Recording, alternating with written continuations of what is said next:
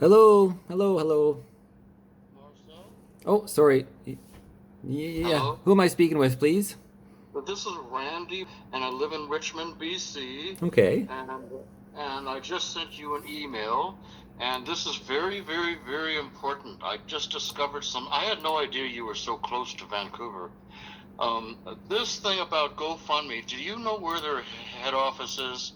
Um, California, I think it was, but I can't remember exactly. I'm just checking for your Well, I email know right now. exactly where it is. You know, they have pictures of a huge crowd of 20 or 25 employees on their site designed to give people the impression that they're a big Valley company.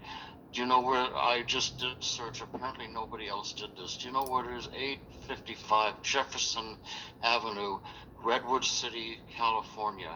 Do you know what it is? Well, I know Redwood, but I don't know that address. No, please say. Redwood City. Redwood City is right in Silicon Valley. Yeah, right in the center. It's a post office box, Marcel. Oh no, I got it. It's not actually a building, huh?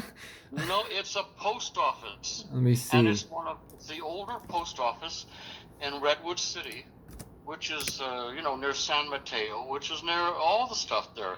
This these guys are trying to give people the impression that they're a big corporation. I swear to God, I wouldn't waste your time. I'm a 72-year-old retired Oh my guy. God, I'm seeing this right now. I see this. I'm on the website. Let me switch this around. Yeah, it All you says got to do, Downtown Station Redwood City Post Office for GoFundMe, which now has a 2 star on the yellow pages. Yeah. yeah, no, yeah, but you know what? That's the point is that they're not any big corporation that they're giving people the impression. And if this information ever got out there, they would be finished. And I'm hoping to get somebody, I don't know who, I'll have no influence. I'm just an old fart that's disabled, and I laying in bed here, and I just decided, hey, I'll do a search for it because I'm from California. I know this area, and I thought, wow, uh, So yeah, GoFundMe was Jefferson kind of Avenue. started. It's kind of like a basement started business, and they actually don't have a building still after all this time. I don't know how many No, years have they they don't.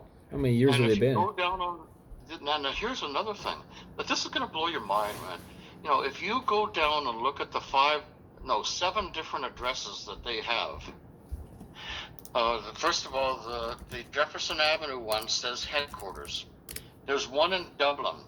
If you look up that building, uh, and I found a site, but I'm kind of incapacitated. I'm laying in bed right now, but I'll tell you what it is. Do you remember the Panama Papers? No, the Panama Papers. No, I don't know. Yeah, these people were the biggest influencers in the world today that were involved in this cover up and governmental scam. The building that they are in Dublin Area 2, okay, there's three buildings there. And the address that they give is in one of those buildings. And I'm telling you right now that these people are connected to, and if you do a search, you'll find out. You'll Yeah, see I pictures of see on their website they've Dublin, Ireland, Detroit, Michigan, San Diego, Los Angeles. You know what's interesting? I wonder if this just happened. They might have removed their addresses for fear of reprisal at their buildings, right? Maybe there was an address on the no, website a month ago. no. No, they didn't. Because even when this thing first started out, I knew they were in Redwood City. Okay, okay, And gotcha. I knew this even before this whole thing broke because I looked it up. And no, they've been in business for a while, and no doubt they're helping some people, but they're also helping themselves, if you know what I mean. But they're not what they appear to be. And I think that if you really my idea here is I donated money, and I don't know if I'll get it back, but the point is it's time sensitive.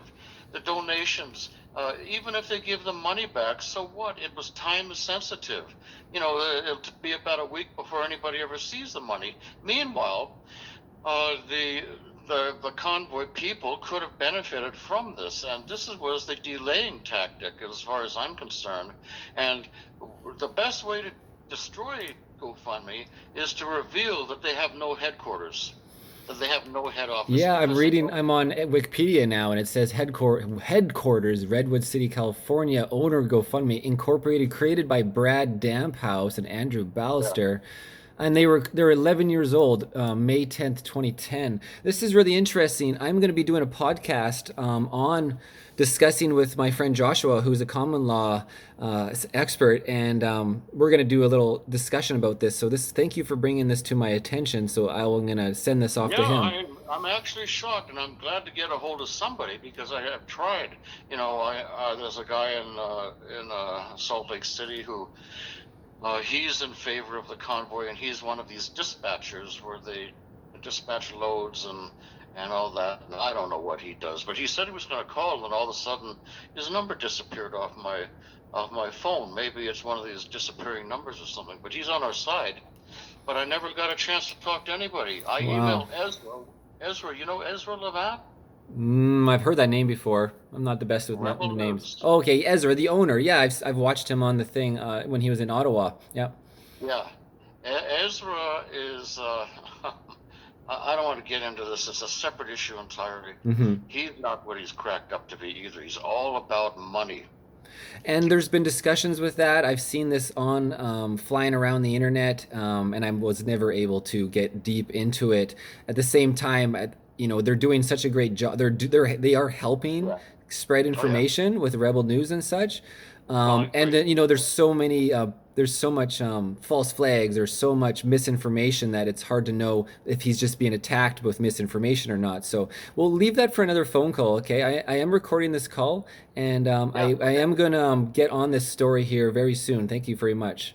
And I And got your keep my email, and I number. see, yeah, you're 72-year-old retired man. Thank you for doing what you're doing. Yeah.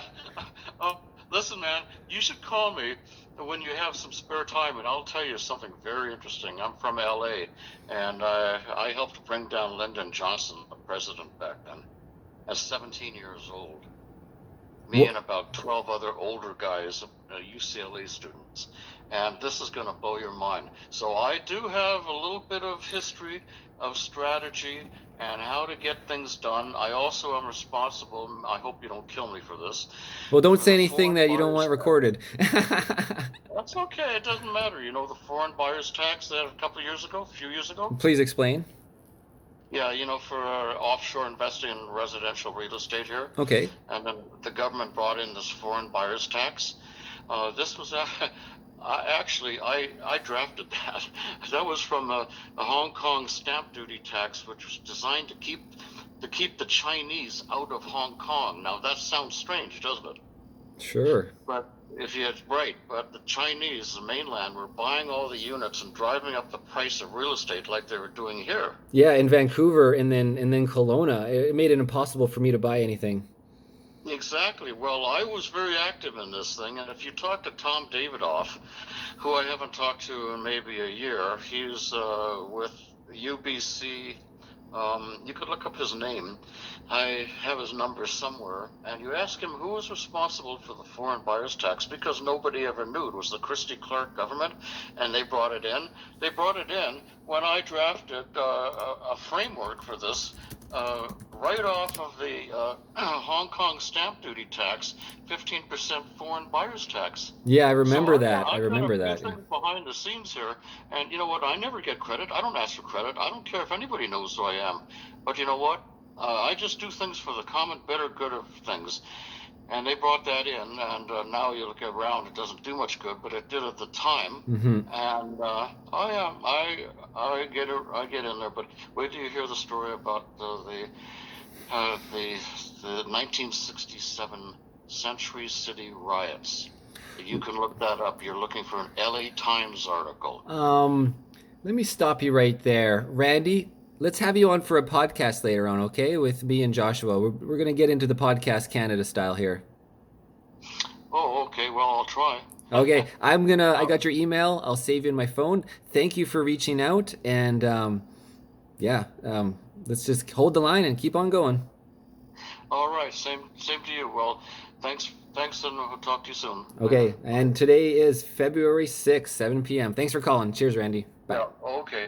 Bye for now. Bye. Whew, Ernie Racing News.